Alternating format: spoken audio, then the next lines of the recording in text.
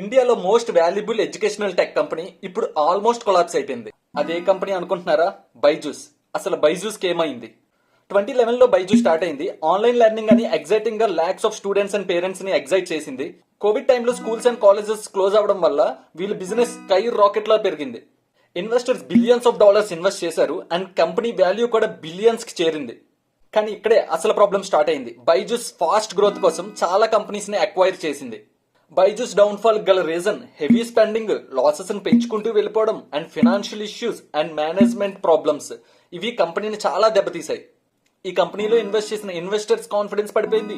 Customers and employees నుంచి concerns చాలా పెరిగాయి. బ్రో, బైజూస్ స్టోరీ మాత్రం ఒక పవర్ఫుల్ బిజినెస్ లెసన్ మాత్రం నేర్పుతుంది. ఏ కంపెనీకైనా గ్రోత్ ఇంపార్టెంటే, కానీ సస్టైనబుల్ గ్రోత్ ఇంకా ఇంపార్టెంట్.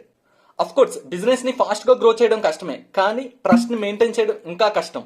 ఈ బైజూస్ కంపెనీ మళ్ళీ స్ట్రాంగ్ కంబ్యాక్ ఇస్తుందా? మీరు కామెంట్ చేయండి. Thank you.